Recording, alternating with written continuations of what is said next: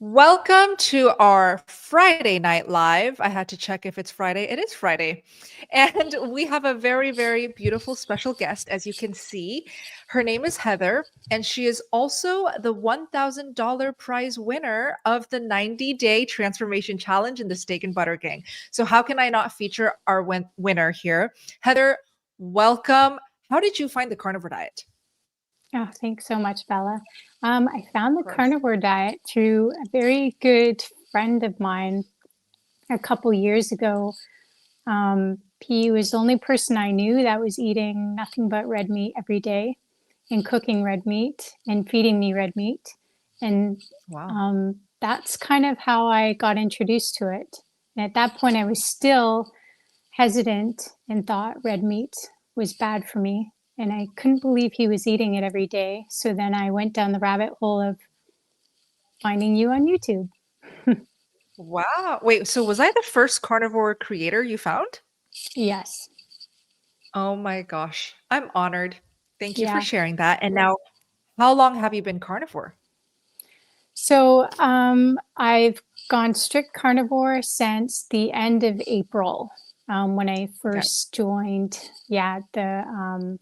the first group with you, and then SBG on Yes. June 1st.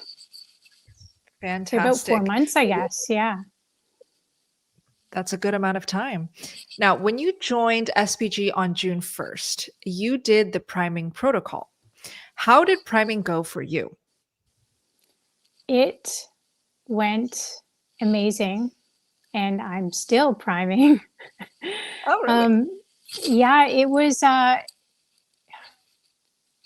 really life changing because it wasn't something I've ever done before. I Mhm. didn't realize I was under eating, and the priming protocol really got me completely in touch with what my body needed with Yeah. fat and protein and all the things. So it's and yeah, every day was different. It was pretty incredible. What are some typical meals that you lean on when priming? Typical meals would be I was doing a lot of eggs and ground beef at first. Um, then I got into a lot of lamb and bison. Um, I definitely had quite a few ribeye steaks, and I'm really into the raw beef suet and the tallow. I did quite a bit of butter at first, and then I had to back off a bit on the butter because I was getting a histamine response after a bit. And then I Mm. really leaned into the tallow. And I used to be quite afraid of fat, and now I'm all in on fat. I love that. Beautiful. Now, I see a question on priming, so let me bring Yeah. on the priming coach right here. Hello, Raymond. Welcome. If you don't mind defining priming for those who don't know what it is. Yeah, hey, and hey everyone. So priming is very simple. So it is a chance to nourish your bodies properly with nutrient dense foods, aka carnivore. So we eat 3 meals a day until comfortably stuffed, an hour after waking, and if we have anything but water, we need to have it as a dessert. We do this for a period for at least, it depends, at least 2 weeks. But there are a lot of people, like Heather just said, that she needed a lot more. You know when you're ready to get out of priming when you just can't stand it anymore. So and you just can't go forward with these 3 meals. Your body's just saying, I've gotten enough. And again, that just depends on the kind of damage that we've had in the past. Now, let's share screen and show off Heather's before and after photos. It is a transformation challenge after all. So take a look at the dates here. We've got July 6th, 2025. Okay, and then let's scroll.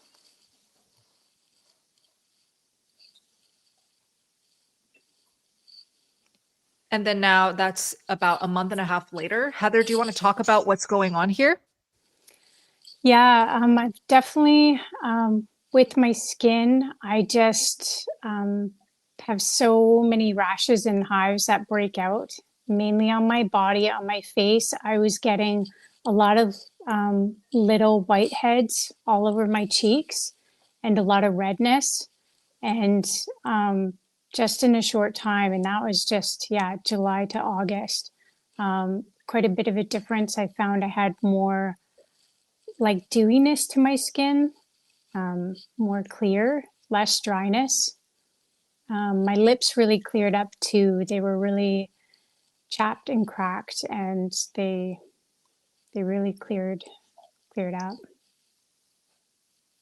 Nice. Let's go to the next photos. Okay, wow. So it is zoomed in a bit too much. So let's zoom out a tiny bit. Yeah, there we go. Okay, so let's start from the top. I think there are dates for Heather's photos here.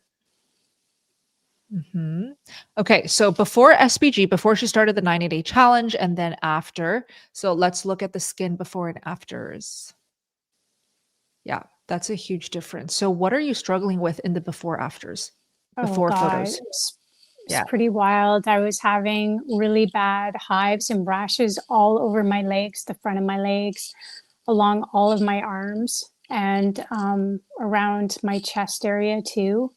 I had gone to the hospital 3 times in 1 year because and my palms so bad, and in between my fingers, and the itching was so bad. I had to go to the hospital, and it was nothing but antihistamines, steroid creams, and it just kept flaring up. So, I mean, it would suppress and then it would flare up, and it was a nightmare. Yeah, it was quite the nightmare.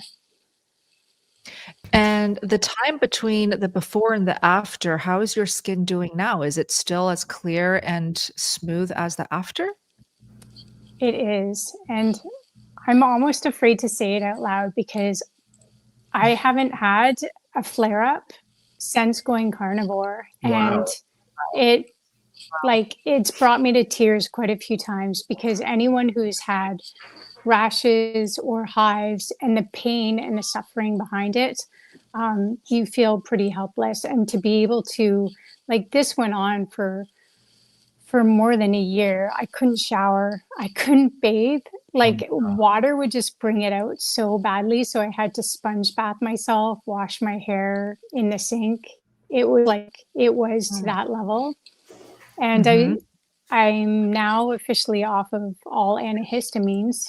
I haven't taken any for the last like a month into starting it. I stopped taking them to test it, and I was like, oh my God, do I not need to take these? So yeah, it's like, I think I've spent $1,000 on creams and histamines this year. So to be off that and not have to keep spending that is just, it really is life changing. I can wear clothes that are tight, that they can rub, no problem. It's Amazing. just, yeah. Congratulations, Heather. Let's all celebrate with Heather in the comments and in the live chat. And thank you for sharing your story, your testimonial, and your results after doing the 90-day challenge. You most certainly deserve the $1,000 cash prize. And by the way, these transformation prizes that we give out, they're random. The judges, which is the SBG team, they decide the top 10. And then from the top 10, we spin a wheel, and the winner wins $1,000 every single 90-day challenge cycle. So you could also win $1,000 if you guys join the next 90-day challenge. And as you can see, it's right up on the screen. We also have lots of other cash prizes to keep everyone motivated throughout the 90 days. But I love featuring my favorite guest speakers. It's not just about the coaches or about me in there. It's really not about that at all. It's about the guidance that you can get from all of the guest speakers showing on the screen. So Dr. Baker comes every single month. We try to get Sally Norton to come as much as possible to talk about oxalate dumping. Dr. Chafee will soon be coming every month again. We have Dr. Bright coming every single month to talk about women's hormones, thyroid, cortisol, all of that. And Dr. Ovadia, the expert on heart health, he comes frequently as well. So to join the next 90-day challenge, and you can join literally anytime throughout any month and just start your 90 days from there, it's linked in the description box. Okay, so it's the first link in the description box, and we cannot wait to welcome you in and help you guys out reach your goals, all of the above. So we'll stop share. Heather, any final words of encouragement for a newbie carnivore watching? What's your best tip on how to get started? My best tip is to just do it, join the Steak and Butter Gal community, because it's like that group is really what got me through. There's so much to it, to have the support and knowledge. And I'm a shy person, and even if you're a shy person and you don't want to speak, you don't want to be seen, you can still sit in on all of these calls. There's so much valuable information, and you don't feel alone. And sometimes it does take a while to wrap your head around this way of eating, but this is what we're meant to eat. We're meant to eat meat. And if you're looking to heal, I've literally healed over 20 things, and I'm only 4 months in. So, I mean, for such a small amount of money to be part of such a great community, I join now. Yeah. Thank you, Heather. You're the best. Thank you. We love you, and we can't wait to continue watching you progress with your carnivore healing journey. I will let you off the stage now, but thank you again for joining us today, Heather. Let's all thank her in the comments. Thank you. Okay. And now we get onto our Q&A of our weekly live stream. So let me bring on the rest of the team here. We've got Coach Alyssa. Do you want to introduce yourself? Hi, I'm Coach Alyssa. I'm a 2-year carnivore, over 18 months on lion diet. And of course, many of you already know this, but for those who don't, I've overcome chronic migraines, type 2 diabetes, and I am working on full remission of lupus without any medication. Beautiful. And we've got Todd Bockness, Carnivore Cure. Introduce yourself. Howdy. Yeah, I'm Todd Bockness with Carnivore Cure, and you can find me in SBG in the open chat, as well as the Iron Sharpens Iron meeting, but also here on my YouTube channel. And yeah, I am 30. Well, in fact, it's going to be this month. I'll be 1,000 days carnivore. It's going to be fun here in a few more weeks. And then, yeah, and just reversed a lot of, got off all medication, down 335, almost 340 pounds now, and just feeling great. This was a Hail Mary for me, but it brought everything back. And I stalled out, was having trouble on carnivore until Lindy drugged me into the Steak and Butter Gang, and the priming specifically pulled me out of a stall, and ended up losing another almost 200 pounds while eating 7,000 calories a day. So that's why I'm here. You heard that right. Okay. 7,000 calories a day while losing hundreds of pounds. Isn't that crazy? Yeah. Ask your questions, guys. Start with a capital Q. We already have a lot in line, so I'm just going to jump right in. Amanda, welcome. How much do you eat in a day, and when do you eat? I'm assuming Amanda's asking me. So I eat anywhere from 2 to 3 pounds now. I'm 6.5 years in, though, guys. When I was my first year of carnivore, I was eating anywhere from 4 to 5 pounds. That would be my average per day of meat only. Don't even count the eggs or the butter yet. So that's a lot of calories. How many? I'm not really sure, but you get the idea. Now, 2 to 3 pounds is sufficient for me. And when do I eat? I eat as soon as I wake up, whenever it is that I wake up. If it's 6 a.m., I wake up shortly. I eat shortly after, and then I'll have either a early dinner, maybe a lunch if my period's coming. So that means 3 meals a day. But typically, I'm currently 2 meals a day. Early breakfast, early dinner. That's my routine these days. Does this mean that you guys need to eat exactly like me? No. You guys need to just focus on priming combined with carnivore.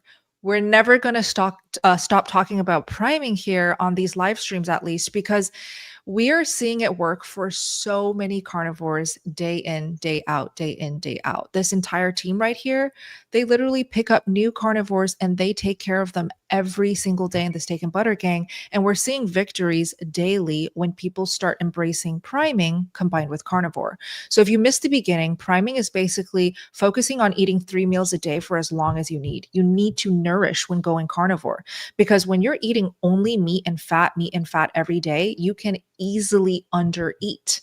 It feels like you're eating enough, but you're actually not. So you do have to be on top of that. Hopefully that helps, Amanda. Austin, I've been carnivore for 3 months. I was fully primed, but now something changed. I'm getting sugar cravings badly. Do you have tips, Raymond?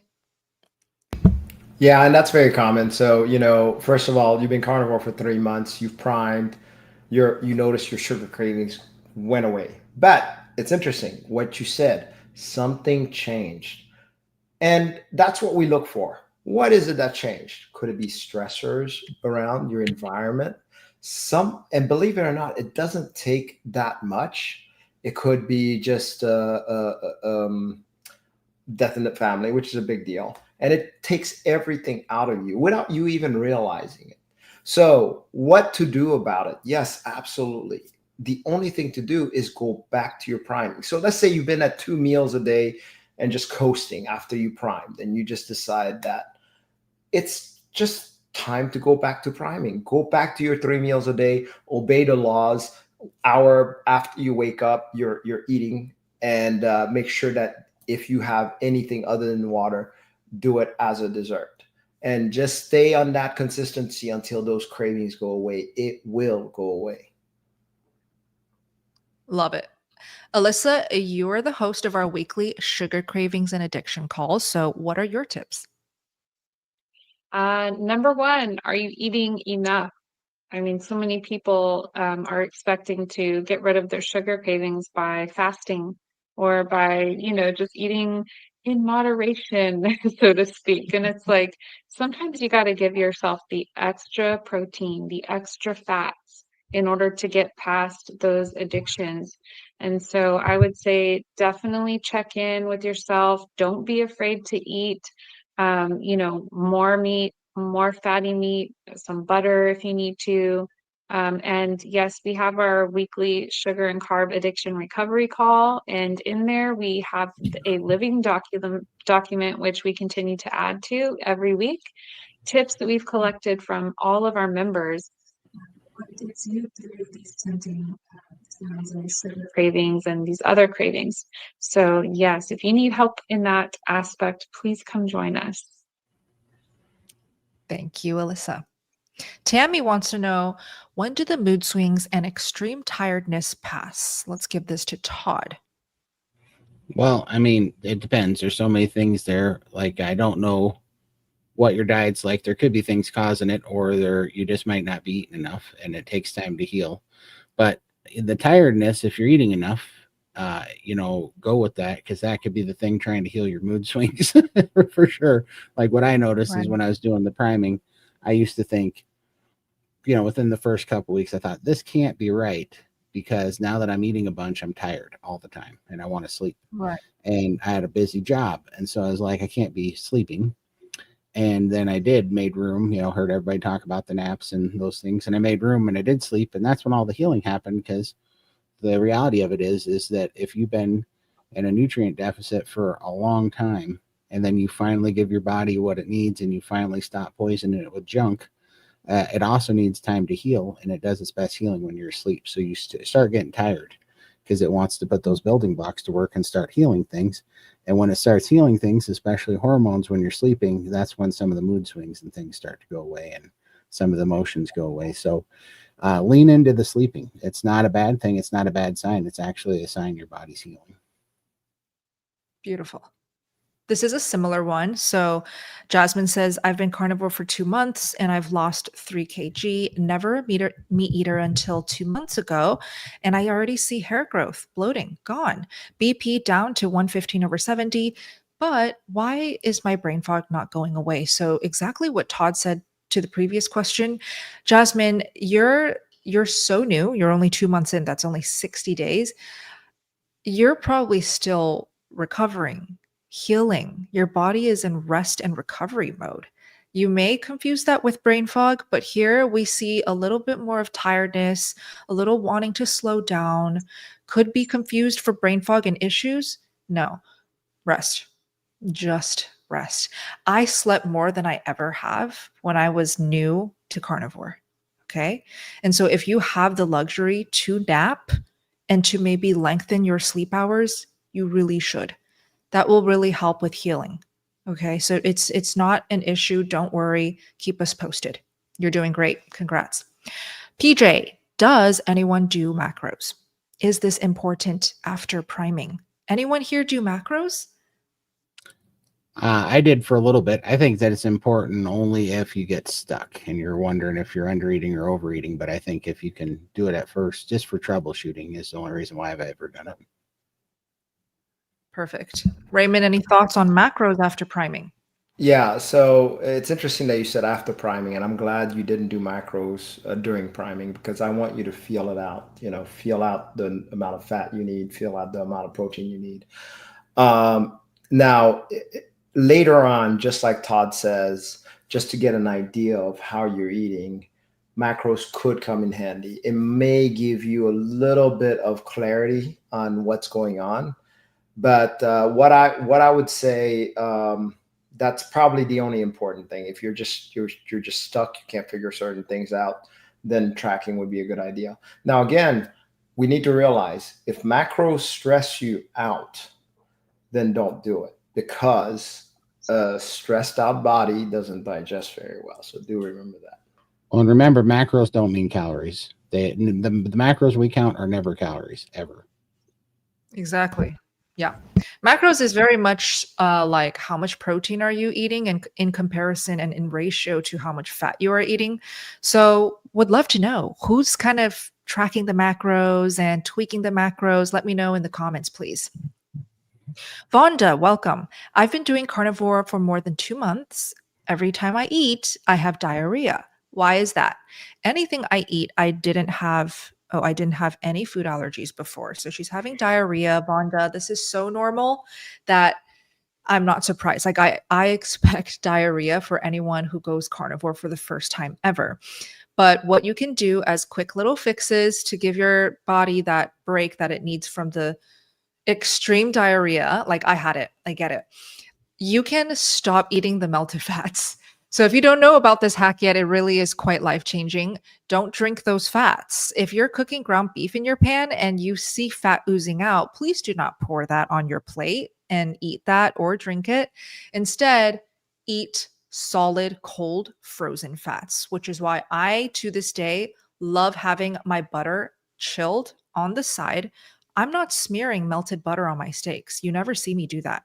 I am not dipping my steak in melted butter. I eat it cold and solid for a reason, because it's easier to digest and absorb, and it doesn't send me to the toilet. Alyssa, any tips?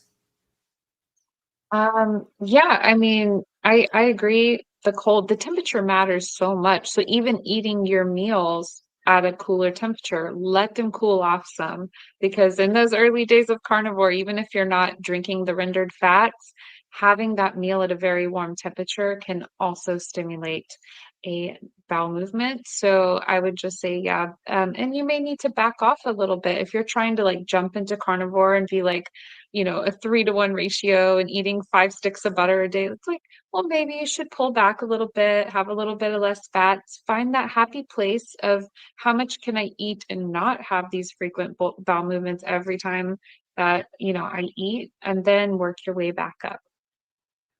I love it. Fantastic. Okay, so let's keep going. I accidentally unstarted when I meant to show it on screen. What do I do? Now we lost it, right? Well, I'll go find it. It's the Vegas question. Yeah. Yeah. Thank you. I'm looking. Should be towards the top. But the Vegas question is basically about what to order, how to stay on track when traveling. Yes. Thank you. Thank you. Deanna, carnivore for 6 weeks, going to Vegas. I'm worried about staying on track while on vacation. What is the best approach? Well, lucky for you, I'm moving to Vegas and I'm living there soon. But I actually got a really good taste of what it's like to live in Vegas before we decided to move there. And Vegas has so many wonderful carnivore options, restaurant wise. Not only do you have cheap options like Five Guys, In-N-Out is in Vegas, you can also go to the restaurants like Hot Pot, Korean barbecue, Japanese yakiniku, and steakhouses, obviously. But I recommend Brazilian steakhouses. So those are all you can eat. If you have never gone to restaurants as a carnivore, write this down. Hot pot, Japanese barbecue, Korean barbecue, Brazilian steakhouse, and In-N-Out, Five Guys. That's all the restaurants that you need to stay carnivore anywhere in the States. Like, can you think of anything else, Todd? No, I mean, honestly, I avoid the regular steakhouses and I go to those places too, because the regular steakhouses, God, they're so expensive and they suck. Like most of the really expensive steakhouses suck for what you get out of them. So no, I agree. Yep.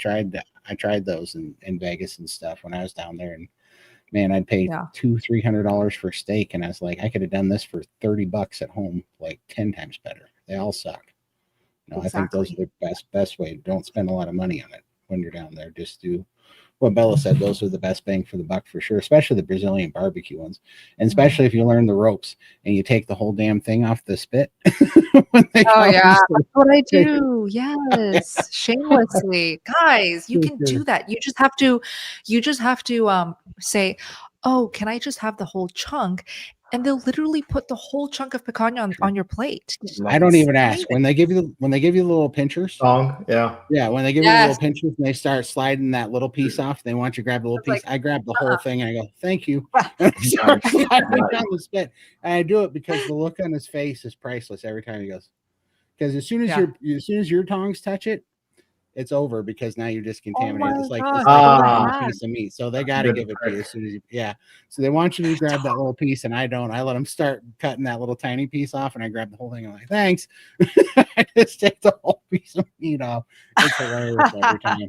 It never gets old. Alyssa, did you not know about this tip? Your face is like stunned.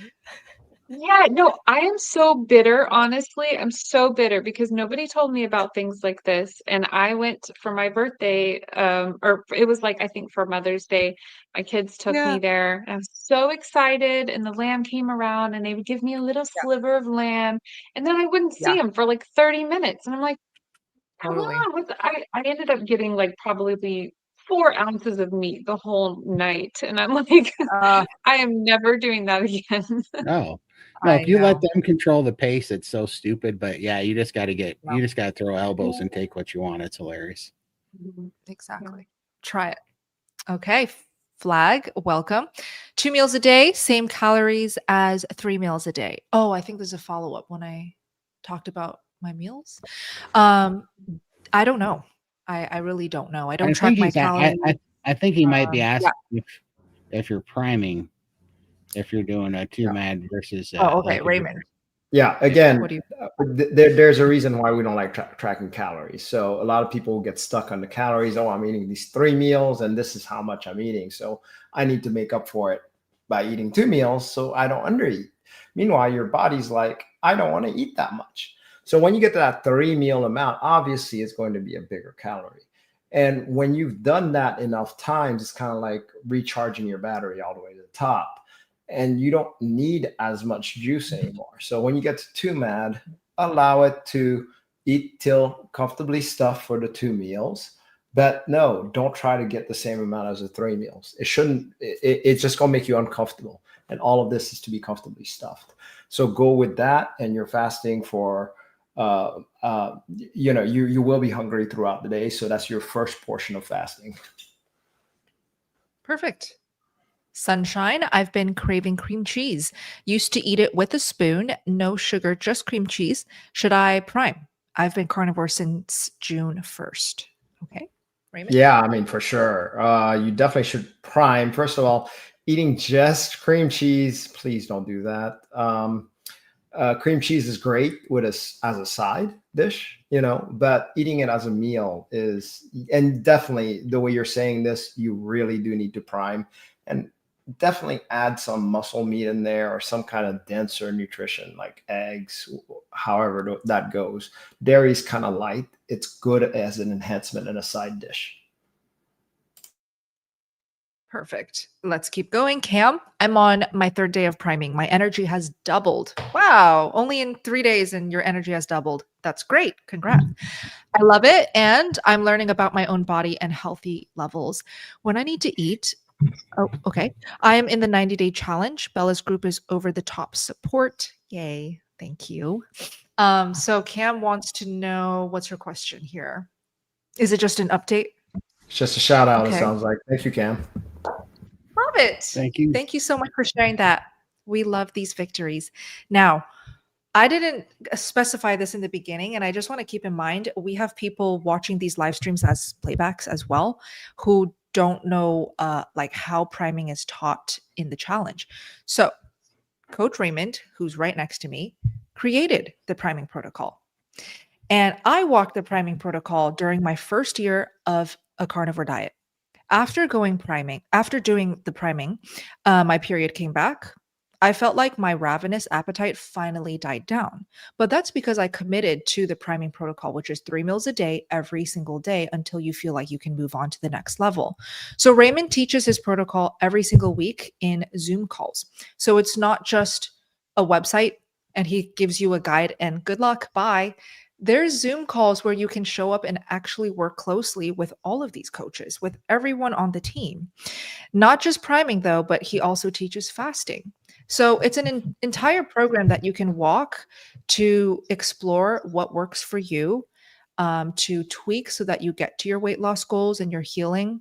Coach Alyssa right here under me, she does weekly sugar addiction and sugar craving calls, strictly to help you troubleshoot. Why are the sugar cravings not going away? What are some tips in troubleshooting to help the sugar cravings go away? We get how difficult and tormenting it can be to get through that initial sugar craving and sugar withdrawal stage. Todd right here, he does open chat. Open chat is basically meetings all throughout the week. It's not recorded for all of our members to hop on and ask questions, connect, make friends, feel like they're not alone. So it's really so many meetings for you guys to get the support and guidance you need within the 90-day challenge. And so the banner is up. It's sbgmeetup.com. Or you guys can just click the first link down below in the description box. Just tap the description and you'll see it expand. And you can explore the links and details that way too. So just making sure you guys know. Yeah, go ahead. Well, and then don't forget that the winner of the 90-day challenge has a shot every month at $2,000 prize pool. So it's fantastic. Exactly. There's all sorts of ways to win too. And that's pretty incredible because just like the community keeps you accountable, the prize pool also just gives you something fun to shoot for, Exactly. And every time we talk about it, we've got members saying it's a great group, really good atmosphere. We love everyone in the gang. You guys are family. And by the way, you guys are lucky. You got to witness the very first winner of that first 90-day challenge. Every month, we will be announcing another winner. Exactly. That's right.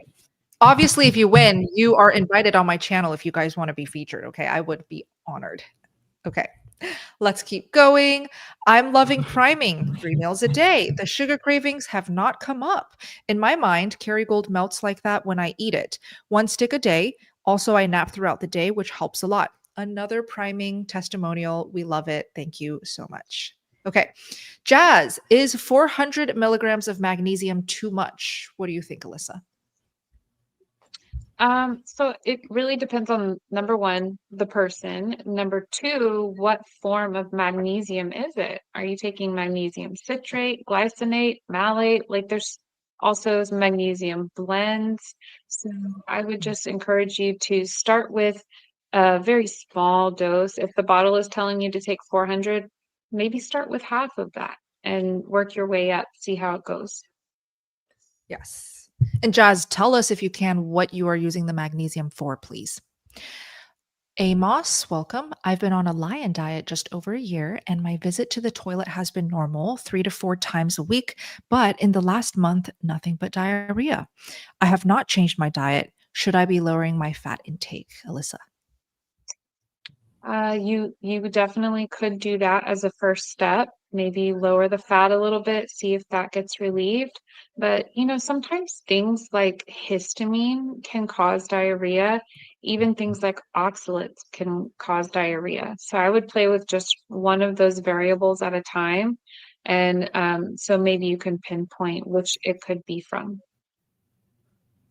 Perfect. Oh, another one for Alyssa. Stefan, welcome. I have lupus and I've been on carnivore for 2 months. I started feeling much better, but was under eating. So I added some fruits to try and increase my appetite. But I feel like my joint pain came back. Oh, that's all she typed. So any thoughts, Alyssa?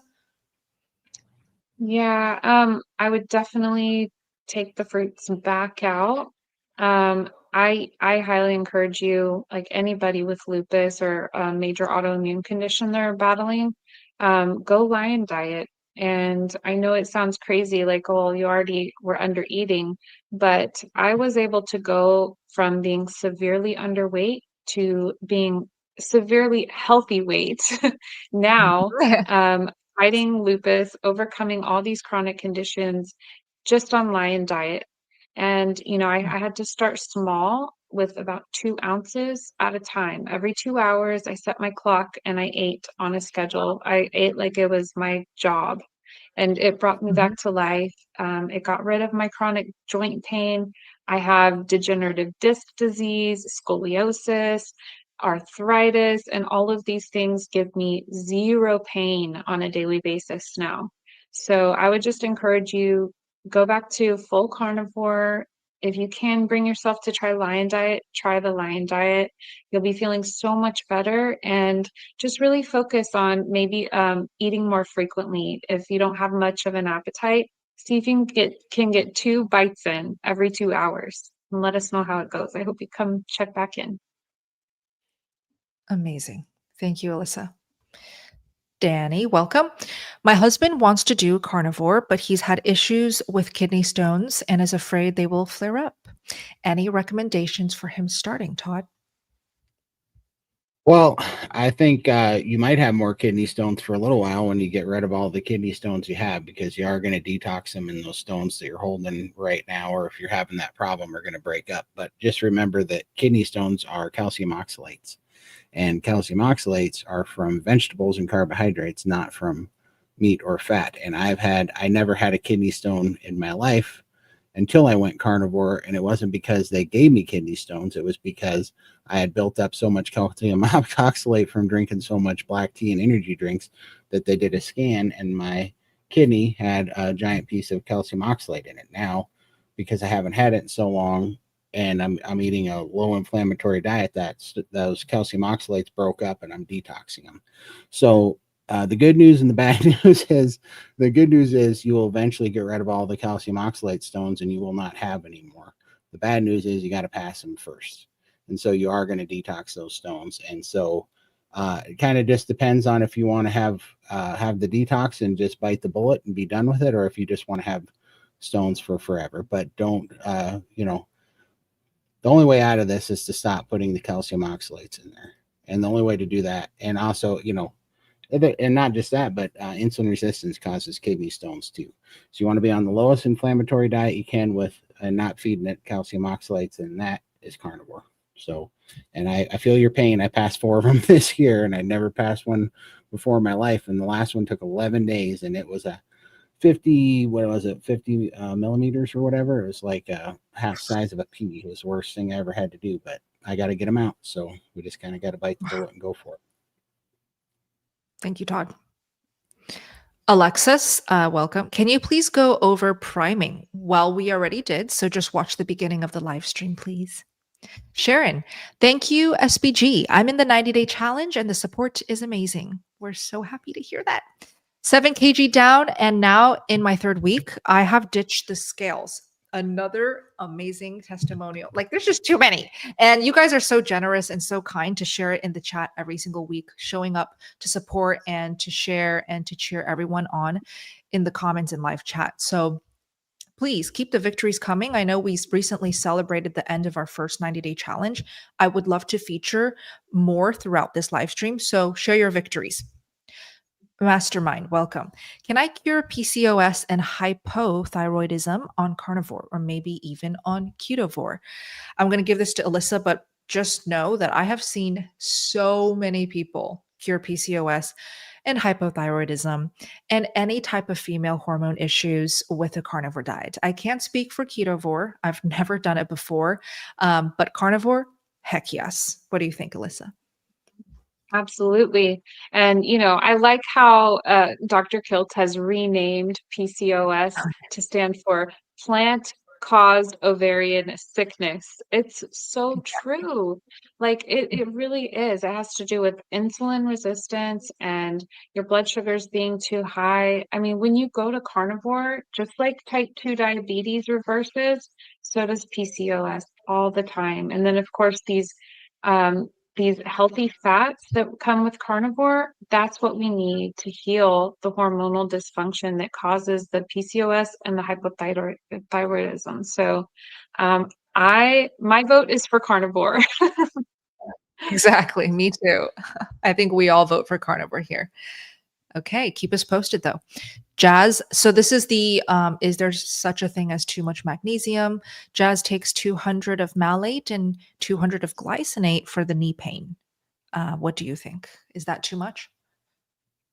That doesn't sound like too much in my opinion. If you're doing fine on it, then continue. If you're not having any issues with it, go right ahead. But I don't know. I haven't really heard of people, using it for knee pain. If anything, I would just maybe try to up your fats. That would be more effective in lubricating your joints and helping with the knee pain. Keep us posted, Jazz. Jack, what is the best way or ways to determine how much body fat you have? Should I be purchasing a scale? Raymond? Yeah, you could. I mean, there's those scales where you hold the hand thingy. And it's actually pretty accurate. So I've done a DEXA scan also, which that's supposedly the gold standard. And I've tested one of those scales and they're pretty close. So, but really don't, if you're going to be on this diet, please don't weigh yourself. Don't check your body fats. I mean, I understand that's some people's sole goal, but we're going to miss out on so much else if that's all we're focused on. So just a warning there. And Todd, you were shaking your head. What are your thoughts? I hate those scales. I think they're stupid. I hate them so bad. They annoy every part of my being. And if he's talking about best, the most accurate, an MRI is like the really super accurate way to get your body fat percentage. But I don't know. It's just like counting calories or something. What are you going to do when you find it? like, are you going to let it screw up what's making you feel good? Because you're going to try to, like, every one of these measurements that we do, it's great if you just want to know them for anecdotal reasons. But if you think that you're going to manipulate something and change up something and not let your body do it, that's the whole thing that SBG showed me, is that if you just give the wheel back to your endocrine system and you heal your hormones and you let it take the wheel again, because we have been so screwed since we took that job away from it. We've been really, since we started counting calories and playing with our food and trying to restrict, that's when we started trying to play body manipulation. And we have quite screwed things up since we've started doing that, for our society. Like, we're not better off from it. And so why not just go back? That's what it showed me. And that's what ultimately freed it. Because you could do all sorts of stupid things to try to play around with that percentage and try to force things to happen. And then you just end up back on the diet roller coaster that is not working and hasn't worked in 70 years for anybody, like, it's crazy. So Todd, share how you personally measure progress now. I measure progress by feeling good. Like, I was just thinking this morning that I used to get on, just a year ago, I'd get on the shake plate for 10 minutes and my legs would be hurting and I'd be kind of tired and I'd have to go sit down. And now I do 10 minutes and it goes by so fast, I can't even realize it is 10 minutes. And now I can do my legs on the shake plate and then my arms on the shake plate and do 2 or 3 whole rounds on the rebounder before I even have to sit down or even think about breathing heavy. Where before I was counting down the seconds until the 10 minutes was off just a year ago, right? Everything comes back around.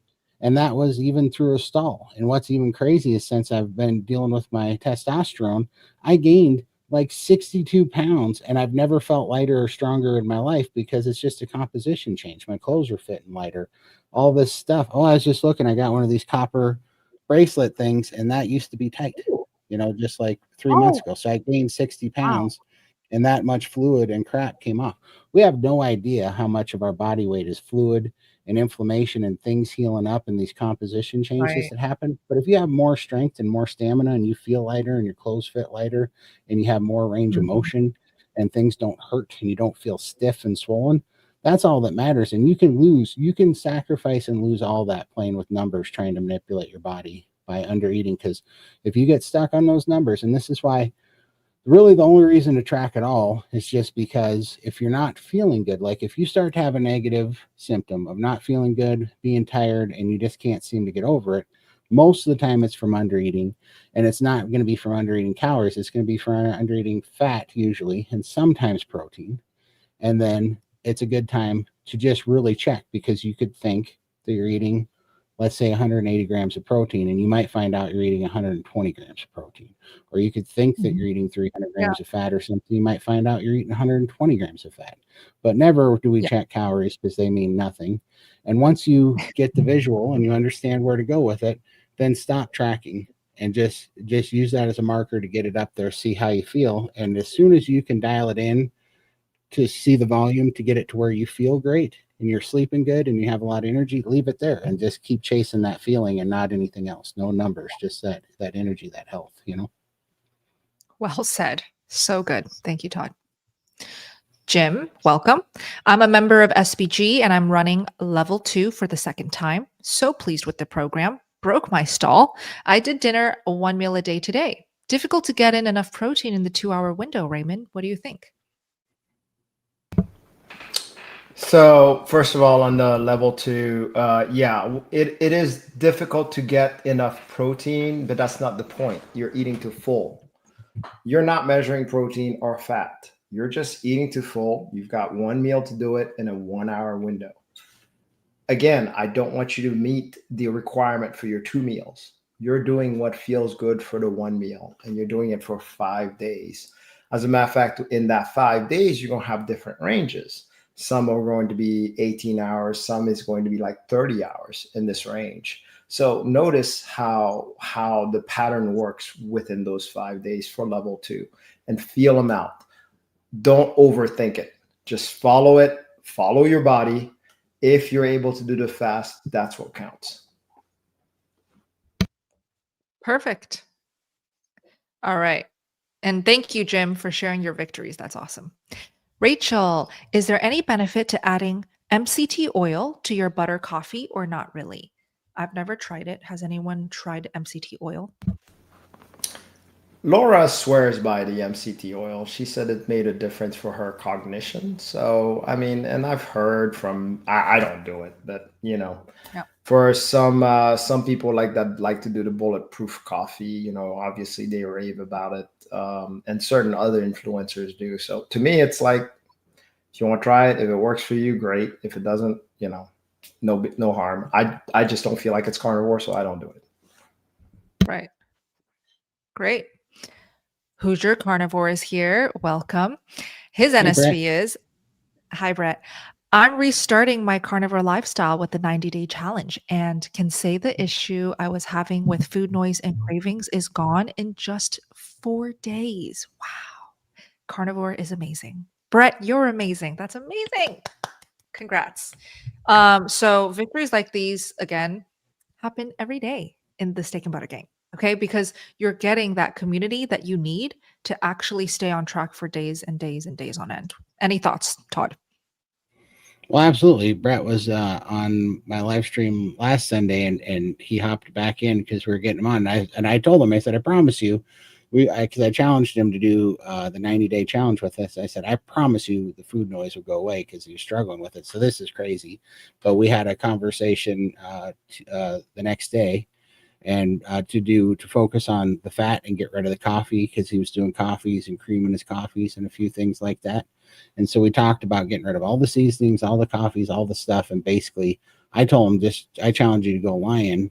And so we went over what that might look like. And we talked about doing pemmican and just hitting it really hard for 90 days, but hitting the macros. And so it sounds like he's hitting it, and it's already the noise. Because Brett, put in the comments, because you were carnivore for a long time, but you told me on Sunday that you still were fighting the food noise that whole time you were carnivore. And it sounds like the priming and the 2-to-1 fat to protein and really getting rid of the coffee sounds like to me that the food noise went away. Then, if what you're saying here killed your food noise in 4 days. So, I mean, Yeah. this is the number one reason that calorie restriction is so harmful, because you'll never get free if you always just follow that matrix of calorie nonsense. Yeah, let us know, Brett. We'll circle back, but congrats so far. Maniwa, welcome.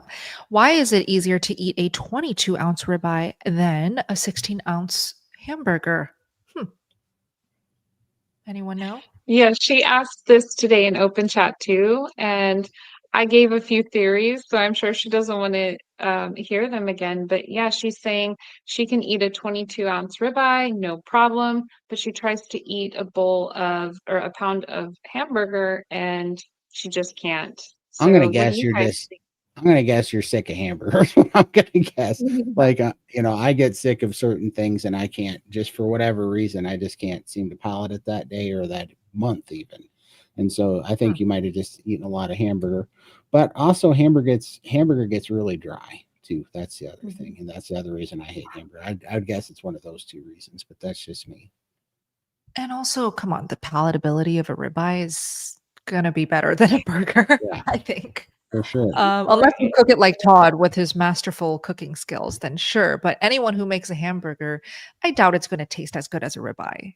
Could be that. Menawa, let us know. Yeah, we'll see. Gabriel, welcome. Will priming break a stall? I feel I should be further than where I am. I'm 6 months in. I'm 32 years old, woman, 255 pounds, lost 15 and 4 inches so far. Let's start with Raymond. Oh, Todd, you want to? No, it's okay. You want? No, I was just gonna say that I did OMADs and for 9 months, and I'd lost 100 and some odd pounds, and then I stalled for like the last 4.5 months of that, and I couldn't lose nothing. And I was down to like a pound and a quarter meat, like 1,700 to 1,400 calories a day. And the cravings came back, the anxiety came back, the depression came back, and it was making me so mad. And that was when Lindy took pity on me and drugged me into SBG. And that was when I did the priming. And I thought, no way this is going to work. But that's when I went from eating 1,700 calories to eating 7 pounds of meat a day for the next 7 months. And that's what broke my stall. And that was what put me on the path to lose like another 200 pounds at way more calories. And this is why the calorie matrix is so stupid, because the calories are not what determines. Yeah, you can starve yourself if you do it long enough, but it's never going to stay off. But if you really want to get your metabolism healthy, and if you want to get your your composition worked out, you got to heal your hormones, and you got to heal your metabolism, and you're not going to do that by starving. Exactly. Amazing. I want to celebrate Kelly V's 1-year carniversary, which was September 1st. Happy carnivore. Kelly's an awesome SPG member, and he's doing fantastic, and he loves it here. So happy carniversary, Kelly. Yes, congrats. Love it. Okay, so there was another victory that I really wanted to share. Yes, community is very important. Absolutely. Oh, here. So 70 pounds until the goal weight, but out of the wheelchair, skip the walker, now just using a cane. That's amazing. That's the healing we love to see. Yeah. What is food noise? What is food noise, Alyssa? It's exactly what it sounds like. It's like, have you ever just been sitting there and you know that you have something sweet or whatever it is that you're craving or like that you are maybe addicted to, and you feel like it's calling to you from the cabinet, or maybe in your head, you can't think about anything else except this thing. And I know for myself, I was so addicted to the little bit of heavy cream that I could have in my coffee every morning. And so I would wake up multiple times in the night checking the time, like, is it morning yet? Is it morning yet? I just want to be able to have Wow. that cream. Really? And that is food noise. You can't think about anything else except looking forward to that next time you get to eat whatever it is. So Dang. yeah, it's just constant food thoughts. Good, good explanation. Here, in Japan, food Oh, noise is sorry. called mouth. No worries. In Japan, food noise is called mouth loneliness, which is kind of funny. I Mouth love loneliness. that. Okay. Yeah.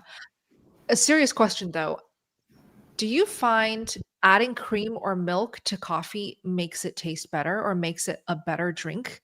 Or do you find it makes it a less of a good drink? Like does it ruin coffee for you? I'm so curious because when I add cream and milk to my coffee and I've tried it multiple times, it tastes really bad to me. I don't like it. And I don't know why when the rest of the world loves it. However, the thing is when I add butter to my coffee, it tastes just delicious to me. So I don't know what Mm, it is. I love my yeah. coffee black, and maybe it's just personal preference. But anyways, go ahead, Todd. You put something up. Yeah, I was just putting the super sticker up because that popped up, and then I was going to show you his comment on there. What do you all think about bicarbonate of soda as a meat tenderizer? I know it's off topic, but every cut of meat is tender as heck. Do you want to take this, Todd? I've never used it. There's so many better ways to tenderize your meat, and low and slow cooking, I think, is the best way to go about it. But also, you can just use the the hand meat tenderizers, which are just as good. But I don't know. I've never played with any of those because I don't like anything that sounds like that word. Who the heck knows what's actually in there? I don't even play with seasonings, much less the chemical meat tenderizers, because I have no idea what they are. So I really don't Hmm. don't know how to answer you there. I mean, I guess if it doesn't bother you, it's just that I just wonder what those things do, right? Because I have a theory, right? Like they messed with the wheat until we got gluten, and gluten is a bastard shaped protein for the molecule, so they don't fit in the receptors, and that's why they stick around the body. And so many people are allergic to them because it's protein, but it's not a natural protein bond. Well, then I found out that on the chicken, when they started incubating the two species of chickens together, that's why it was making my dog have seizures, because it's also creating like a bastard protein that it screws up the bond of the protein. So I just wonder what those tenderizers do to protein, and if it's causing another problem, and if it can mess up the protein enough to where you don't absorb much of it, or if you're, like if it's not doing the job. I just don't trust them, basically, Hmm. you know. Yeah. What do you think of those hammers to tenderize meat? Yeah, those are great. Those are fantastic. The meat tenderizer hammers and the ones that have all the little pokey needles in them, all those are great. And those are great if you have any kind of carnivore marinade that you want to use or whatever. But yeah, I don't think there's any problem with those. I do those way before I do the chemical ones, because who knows what that Okay. stuff's actually doing to it. So Right. then we got Perfect. another. Let me see if I can find this one. I'm trying to find. There we go. So he had. Nature. Oh, wow. Yeah. Yeah. Thank you. So carnivore lifestyle makes life easier when you shop or cook for sure. Also, it's been easy to stick to it and I don't feel like veering from the plan. That's great. Oh, I think this is maybe the comment that he or she wanted to pair up. Thank you all Okay. so much for your time and support. You are all amazing and a blessing. That's so nice. You really didn't have to give a sticker, but we really appreciate it. Thank you so, so, so much. So kind. Okay, shall we keep going? Yamit. I've been doing Dr. Bright's butter coffee with raw egg yolk since that great video you made, Bella. It's so fantastic. Thank you for watching that. I made that in Italy when I was in her apartment. It's very good. All right, Target Prime Rib. Good to see you. Last question we'll take for the night, by the way. What are the best knives for me to get to cut up my own steak? I have a feeling this is for Todd. I like the Japanese, 70 layer folded steel.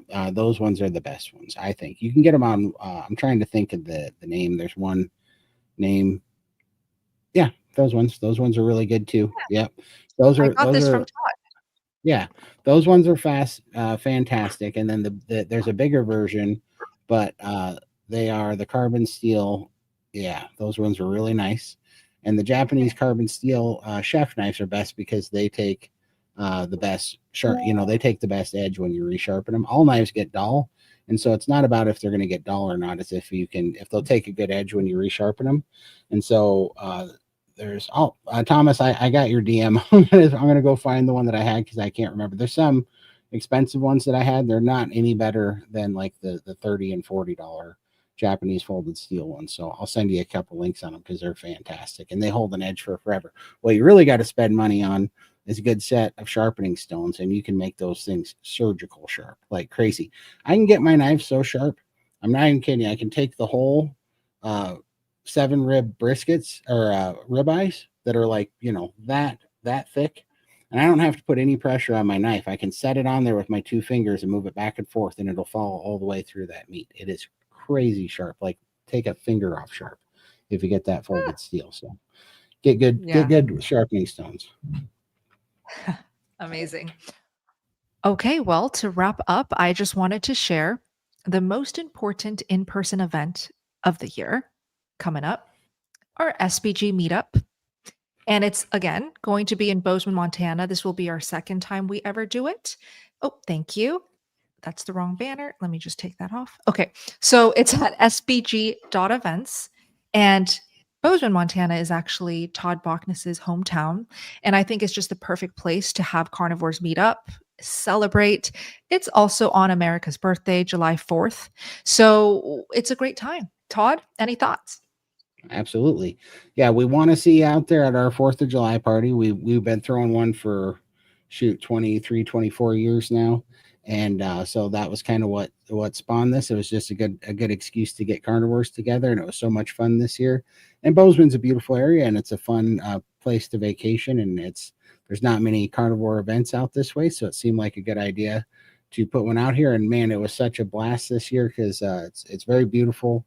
It's the connection that everybody made here, because we've really focused this one about just celebration and community and just hanging out, and not so much as a some sort of convention or or kind of very impersonal event that takes you up. It's so much time for talking with everybody and just celebrating and getting to know everybody. And man, to me it was fantastic. It was definitely, I'm a little biased, but it was definitely the best one I've been to so far. 100%. I'm biased too, but it was for me too. We also met so many of you guys in person, and we can't wait to meet you in person next year. It's also linked down below. What else is there to announce? Well, Hack Your Health is coming up. So that's in just a few months now. That is in November. It's also linked down below. If you are kind of more of a geek, you love the learning, you do want more of a convention vibe, then Hack Your Health is hands down the best carnivore convention. You also will get to meet a lot of the really, really well-respected doctors and voices and supporters of a keto carnivore diet in the space, and you get to meet them in person. So discount code for that is Carnivore for $100 off, and we will all be there. We can't wait to meet you in Tampa, Florida. Okay, I think that's everything. Did we shout out Dr. Bright and SBG this year? Well, of course. Well, Dr. Bright is a huge part of my life because she's the reason why I'm high-fat carnivore. And this morning, we had a Dr. Bright guest call in the Steak and Butter Gang. And she will now be doing group coaching calls. So group community guidance. And she really wants to focus on groups instead of one-on-ones, just because she can help more people at once. And I think that's a great idea. So we'll also link that in the description box if you're interested in working with Dr. Elizabeth Bright. Thank you for that, Todd. That's awesome. Awesome. Have a beautiful weekend, and we'll see you next week. Thank See you. guys.